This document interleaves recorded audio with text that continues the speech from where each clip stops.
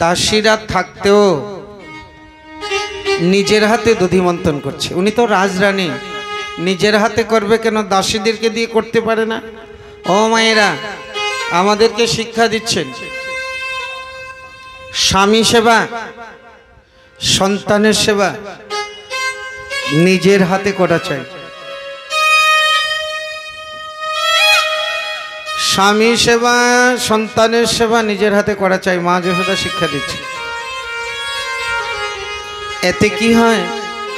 স্বামীর তার স্ত্রীর প্রতি ভালোবাসা বাড়ে, সন্তানের তার মায়ের প্রতি মাতৃভক্তি বর্ধিত হয়।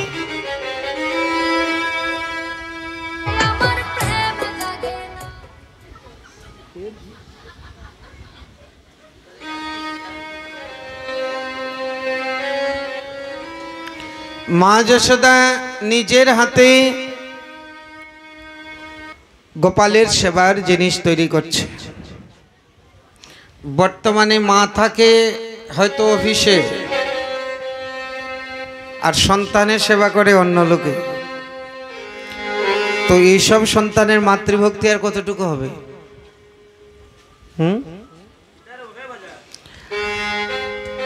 এইসব সন্তানের মাতৃভক্তি কত হবে? FM mode. ওই Bluetooth mode. Connected. Bluetooth on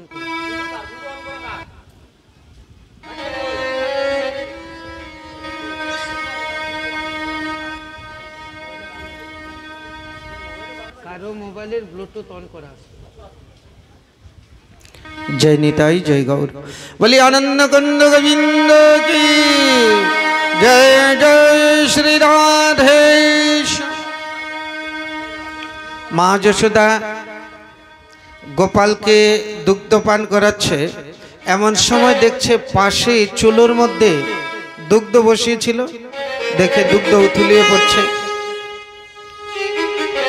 মা যশোদা গোপালকে রেখে শীঘ্র করে দুগ্ধ সামলাতে গেলেন। গোপাল রেগে গেলেন যে আমার দুগ্ধ পিপাসা মিটেনি, মা চলে গেল। বাচ্চাদের দুগ্ধ পিপাসা না মিটলে যা হয়, রেগে যায়। গোপাল রেগে গিয়ে একটা শিলাখণ্ড দিয়ে আর ওই দধিমন্থনের ভাণ্ডটা ভেঙে দিয়েছে, আর সমস্ত ঘরে দই ভেসে গেল, দই সাগর হয়ে গেল।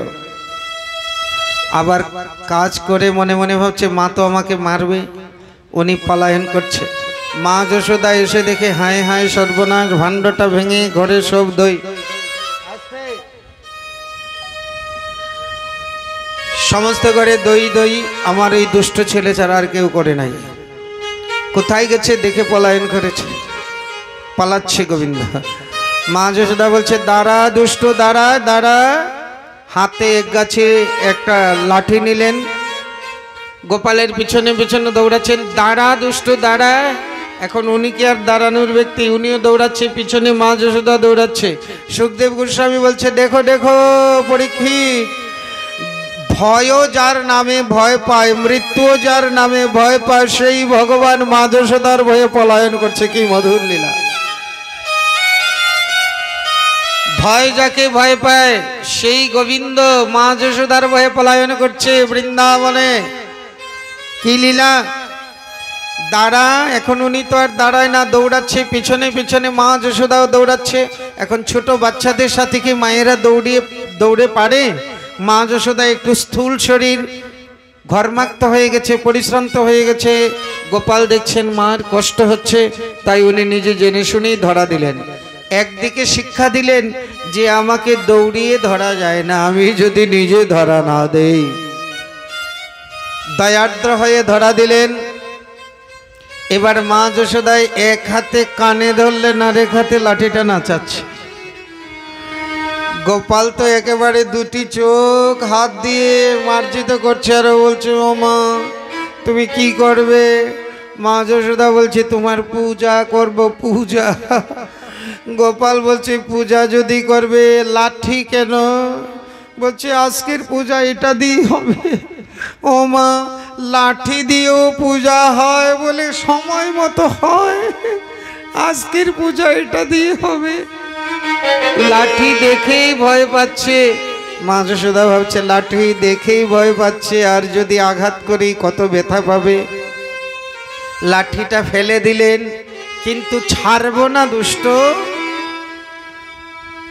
এক গাছি রশি নিয়ে গোপালের কোমর বেষ্টন করে যখন গ্রন্থি দিতে গেলেন, 2 আঙুল বাকি, আরে কম পড়ে গেল। আরেকটা রশি জুড়ো দিলেন, আবার 2 আঙুল বাকি। যত রশি জুড়ো দেয় ততবারই 2 আঙুল বাকি। এইভাবে রশি জুড়ো দিতে দিতে গোকুলের রশি সব শেষ, কিন্তু 2 আঙুল আর কমে না। 2 আঙুল আর কমে না। আচ্ছা 3 আঙুল হয় না কেন, 1 আঙুল হয় না কেন, বারবার 2 আঙুল কেন? তত্ত্ব আছে। বলছে ভগবানের করুণার 1 আঙুল আর ভক্তের সাধনার 1 আঙুল বাকি। আরে মা যশোদার মতো ভক্ত গোপালকে, ভগবানকে যিনি পুত্ররূপে কুলে পেয়েছে, তার আবার সাধনার বাকি আছে। বলছে সাধনার বাকি নয়, ভাবনার বাকি। কিরকম? অনেক সাধনা করেও যদি কেউ মনে ভাবে যে আমি অনেক সাধনা করেছি, তাহলে তার কিছু এখানেই তার সাধনার বাকি। আর অনেক সাধনার করার পরে যখন সে ভাবে আমার কিছুই করা হলো না, তখনই তার সাধনা পূর্ণ। তো মা যশোদা এতক্ষণ ভেবেছিল আমি তোকে বাঁধবই, ভগবান বুঝিয়ে দিল আমাকে বাধা সম্ভব নয়। মা যশোদা বাদ দিয়ে দিয়েছে যে আর বাধা সম্ভব নয়। ওই যে ভেবেছে বাধা সম্ভব নয়, এখানে সাধনার 1 আঙুল অগ্রসর হয়ে গেল, ভগবান 1 আঙুল নেমে গেল। এবার বলছে ও মা বাঁধো না রে, তোকে বাঁধা যাবে না। ও মা বাঁধো না। 2টি রশির মাথার নিচেই হাত দিয়ে দিল, দেখলো এখন তো আসবে। মা যশোদা দেখলেন গ্রন্থি আসছে, মা যশোদা বেঁধে ফেলল। মা যশোদা বেঁধে ফেলল। সুখদেব গোস্বামী বলছে দেখো পরীক্ষিত, যিনি সকলের বন্ধন মোচন করে, সেই ভগবান বন্ধনে পড়েছে বৃন্দাবনের গোয়ালিনী মা যশোদার হাতে। এই যে কার্তিক মাসে দাম মানে রশি দিয়ে উদরে বেঁধেছিল, ভগবানের নাম হয়ে গেল দামোদর। বলিয়ে দামোদর ভগবান কি জয়, জয় শ্রী রাধে।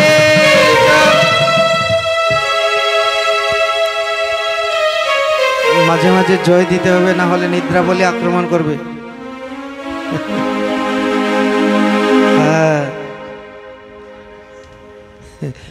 এক জায়গায় রামায়ণ কীর্তন, আগের দিনে রামায়ণ কীর্তন হতো না, এখন তো আর হয় না।